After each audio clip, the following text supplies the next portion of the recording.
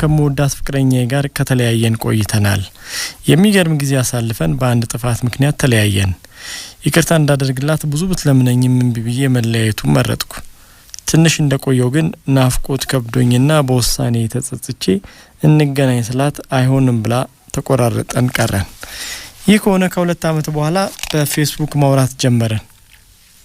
ታዲያ አሁን እኔ ሌላ ፍቅረኛ ይዣለሁ ወደ ትዳር ለመሄድ ማስቤያለሁ የቀድሞ ፍቅረኛዬ ያለውበትን ሁኔታ አታውቅም እኔም አልነገርኳትም እንደመለስ ፍላጎት አላት እውነት ለመናገር የበለጠ ፍቅር ያለኝ ለቀድሞዋ ነው በመለስ ደስ ይለኛል ግን አሁን ያለኝን ግንኙነት እንዴት እንደማቆመው አላውቅም ከመሬት ተነስቼ እናቁም ልላት ነው ደግሞ የቀድሞ ፍቅር ባይሰራስ የሚል ጭንቀት አለብኝ አጣብቂኝ ውስጥ ነኝ ምን በወስን ጥሩ ነው ይላል ማይክ ከአዲስ አበባ አድማጮቻችን ምን አሉ ወደ 420 አድማጮች ህክምና ሰጥተውታል ጥሩ ነው ከፍተኛ ነው ባለፈው 335 ነው 365 አካባቢ ነበር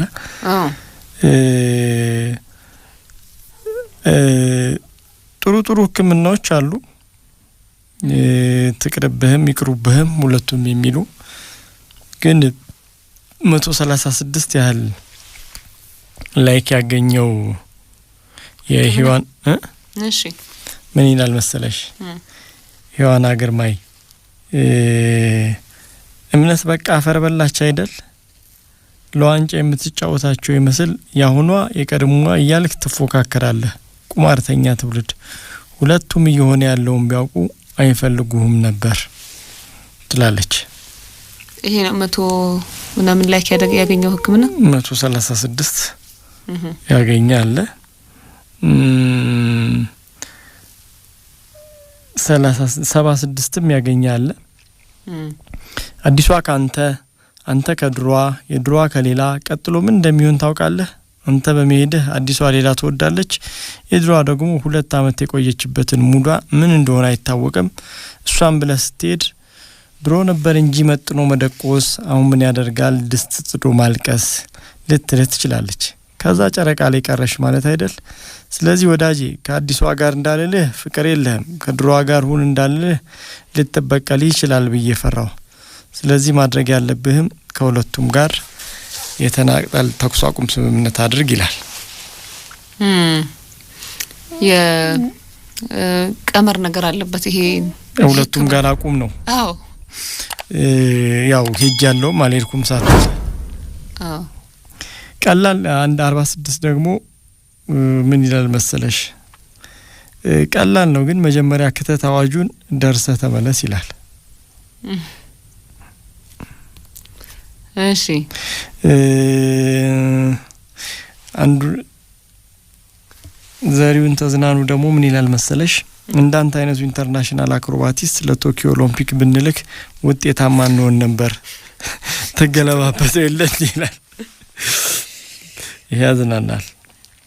እሺ ስለዚህ ከትልልቅ ላይክ ካገኙት እንግዲህ ብዙ አድማጮቻችን ከተስማሙበት